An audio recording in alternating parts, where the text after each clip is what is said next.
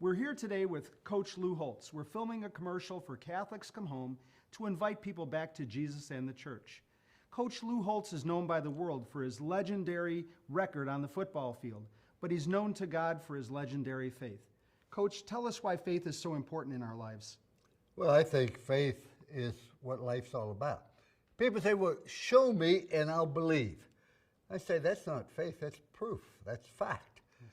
I think that I don't know how people could possibly not have a strong faith in God. Just look around. You can hear me because you have 24,000 fibers a year. You can see me because you have 100,000 receptors. You can move, you have a couple hundred bones and muscles, 7 miles of nerve fiber. You think about your heart. Beat after beat, pumps gallons of blood all through our system. The brain. You tell me that that happened by accident?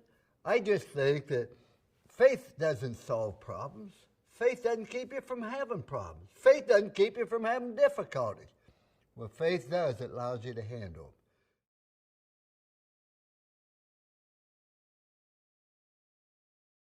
them. If you aren't as close to God as you once were, I wonder who moved.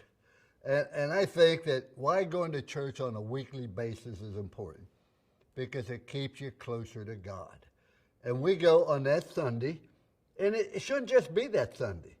Now, we all have that foxhole religion. I can't begin to tell you how many times I prayed when Michigan was on our 2-yard line. Oh, God, don't let them score. I'll check.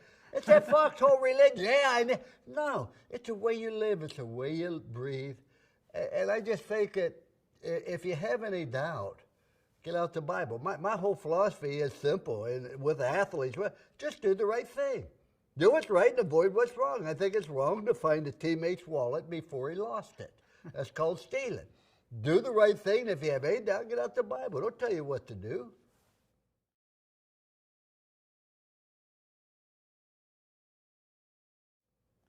What do the sacraments mean for your life, Coach? Well, I think that it is a very important part of your life. I just had a couple grandchildren make their first communion. I reflect back when I made my first communion many, many years ago, and how special it was to be able to be that close, to have that feeling and that relationship with God. When you really and truly believe, it's like at Notre Dame. People say, is there a charisma? Is there something special about it? I said, yeah, there's a spirit there. If you've been part of it, no explanation is necessary. If you haven't, no explanation will suffice. It's the same thing about asking God to come into your life and putting Him in control of your life. I think it's like, you read the Bible and you listen to God, whatever you did in the past is forgiven. It doesn't matter how bad you were. And you know your future is basically secure, and you just worry about the present. And the present, just stop and say, what does God want me to do in the manner He wants me to do it?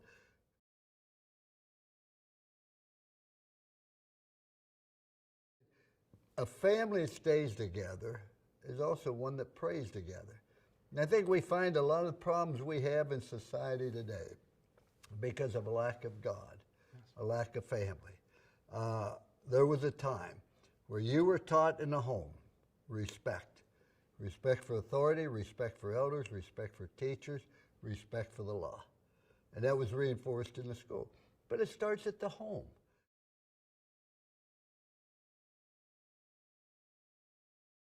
We all have a conscience. And being able to sit down there and reconcile with God that you have sinned, you've done this wrong, that wrong, it removes all the barriers. Because see, every time we sin, and we all do, I've never been in a church that didn't have a confessional, and that applies for the priests as well as the parishioners, I might add. But every time we sin, there creates a barrier between us and God. And what confession does, it removes that barrier and allows God to come into your life.